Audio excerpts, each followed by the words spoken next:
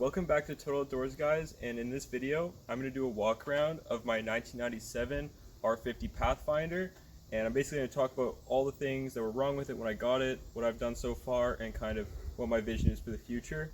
So it's going to be a pretty in-depth video, might be a bit long, but please bear with me, and I hope you'll learn something from it. Alright, so I got my Pathfinder for $22.50 Canadian, which I think is a pretty good deal. I'm pretty sure it translates to around $1,700 US. And when I got it, it had 276,000 kilometers on it. That's pretty close to 170,000 miles. Overall, this car is in really good shape for being 24 years old at this point. The main issue was the fact that the front bumper was pressed in, and also there's just a few wear and tear things that just kind of naturally come along with such an old vehicle, like for example the chips on the front paint. Not too big of a deal, especially for me since I do go off-roading in the forest, so it does end up getting the pinstripe along the side. Not too big of a deal. As you can see, it's not super noticeable when the car is clean. It's a little worse on the other side though. Now another kind of outside, more or less cosmetic thing would be the rust. So this car is not super rusty for its age. It's not dangerous by any means, but it is there. So mainly on this side, on the fender flare actually, there is a little bit of bubbling starting to happen. I think that the solution for this is just going to be to get like some kind of aftermarket fender flare which goes over that, and then just maybe grind it away or something, because I'm not really trying to turn this into, you know, mint condition sort of Pathfinder like it was in 1997. When I got it, the check engine light was also on, and the codes at the time were for the evap system, and the car does smell like gas when you're driving. And another code was for the knock sensor, which I do still need to fix, but I don't think it makes that much of a difference to daily driving at all. There also has been one more code since I started using it, and that's for the Bank 1 oxygen sensors. But once again, not too big of a deal for those either, and they also don't really affect daily driving too much at all. And more of an annoyance thing is the speedometer and the tach and kind of the gauge cluster overall is starting to be on its last legs, I think. So the speedometer kind of works intermittently sometimes, mainly when you get started. It takes a while to turn on, you know, every once in a while, but if you just give the dashboard a tap, it usually turns on after a few kilometers. And as for the tach, it was working when I got the car. It just seemed to not be working between like the 2,000 and 3,000 RPM range, but now it kind of doesn't work at all. And as you can see, right now it's at 0, but we're usually at over 9,000 RPM when stopped, so that's fun. Made it a little bit of a mystery to learn how to drive it, but I'm used to it now, so it's not too big of a deal. Alright, so my Pathfinder is the pre-refresh Pathfinder, so it has the 3.3 liter VG33E engine, which makes about 170 horsepower and about 200 foot-pounds of torque back when they were new, so probably makes a little bit less than that right now. And this car is not fast at all, so it doesn't matter too much, and it honestly has so much torque that like you barely even need to use the throttle when you pull away from a stop. And there's a big difference coming from my Civic, which was also standard, and it was a lot easier to stall that one. I only really stall this when I'm like reversing off-road, or if there's like a little bump or something that I didn't see. Definitely a pretty torquey engine. As for some things that I've changed under the hood, I did have to replace the radiator, so I did this about a couple thousand kilometers ago, and the old one was just starting to spray some coolant from the top here where the aluminum meets the plastic reservoir. And I also ended up taking off the upper intake plenum here, and the reason why I was doing that is because I thought I was going to replace the knock sensor, but I didn't actually realize that the knock sensor is found under the lower intake plenum, so I'm going to have to go back under there to replace that. But I still did change the spark plugs while I took off the upper one, and they were really bad. Like, they were so corroded. Somebody on Reddit said that he's never seen spark plugs that were that corroded, and he's surprised that the engine still ran. So needless to say, it ran a lot smoother after I replaced those. I thought it might have been the distributor, but luckily it's just as simple as the spark plugs. So one of the best parts about this Pathfinder overall is the fact that it came with these nearly brand new KO2s on there. So the last owner bought these tires back in June 2020, and he only put a couple thousand kilometers on the Pathfinder between then and when he sold it to me. So these tires are like amazing for off-roading, and to be honest, they don't even make that much road noise on the highway or in town. And to be honest, they're probably the tires I would have actually chosen to buy if I had to buy new tires. The only thing that I don't like about them is the fact that they are a little small. They're just about 29 inches in diameter. I haven't actually measured them. That's just based on the calculations I made with the tire size. And the tire size exactly is 235/75 R15s, and these are still the stock wheels on there. So by far the biggest modification at the moment, if you can really even call it that, is my whole roof rack setup. So I used to work at a rack store, which is how I was able to afford all this. I got it at a discount. So starting off, we have a pretty standard Thule wing bar Evo setup. So these are the Thule wing bar Evos themselves. I have them in black. And we also have the Thule 460R towers and the 3101 fit kit combined with Rhino rack spacers. The Thule spacers were too small to work with the rack, so I had to go with the Rhino rack ones. Luckily it's the same thread. And then up top we have the Yakima Load Warrior with the extension.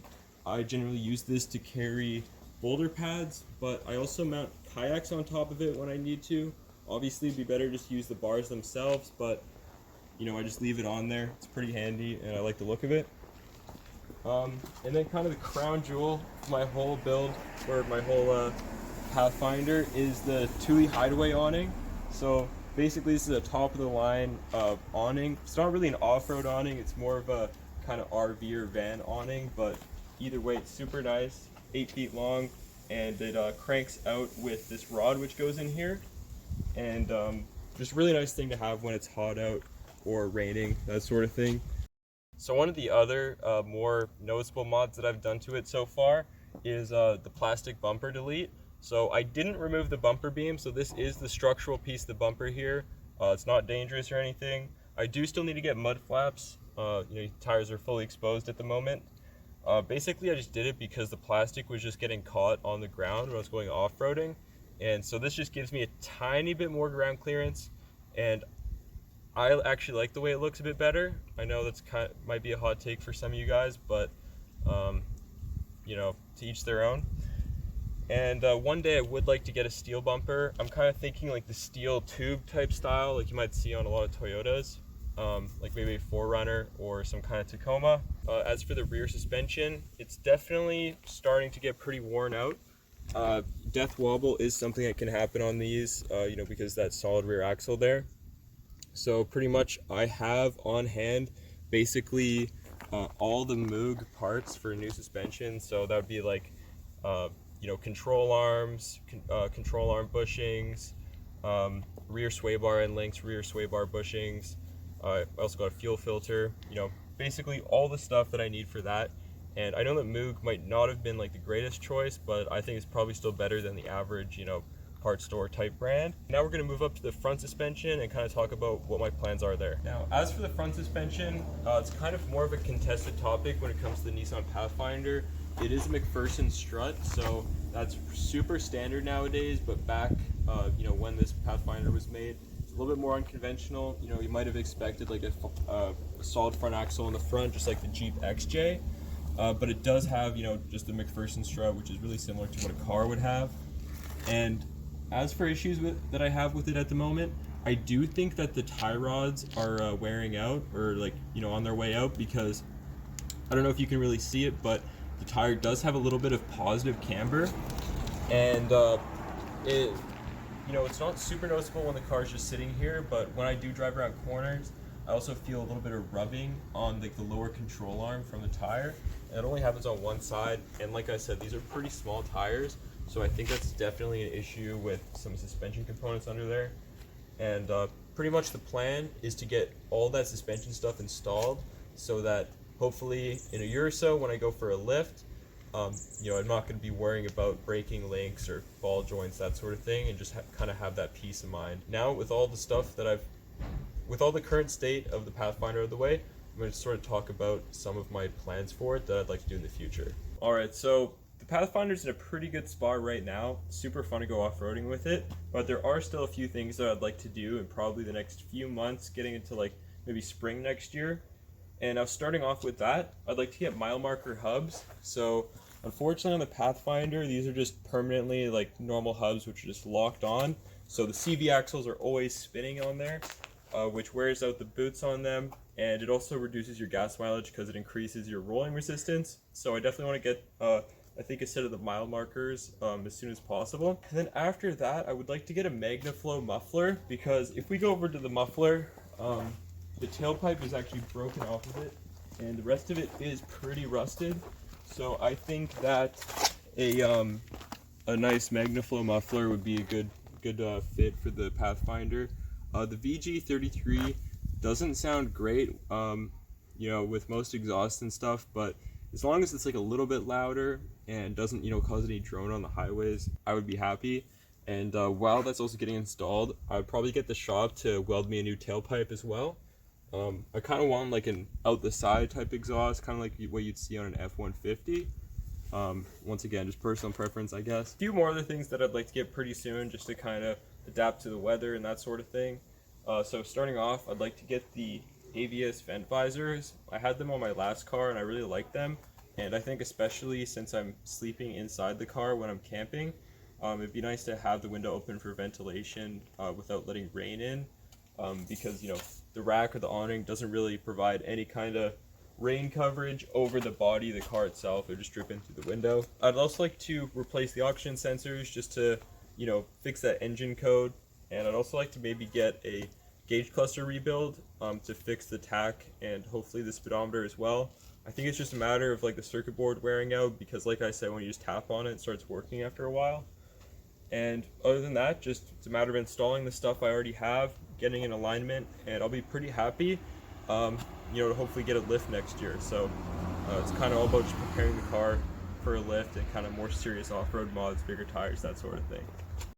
Thank you for watching. That was a pretty in-depth video about my Pathfinder. There's still a couple things that I left out, and there's definitely going to be a lot going on with this car in the future, so definitely subscribe if you want to see more of it. And other than that, please like and comment, and I'll see you guys in the next video.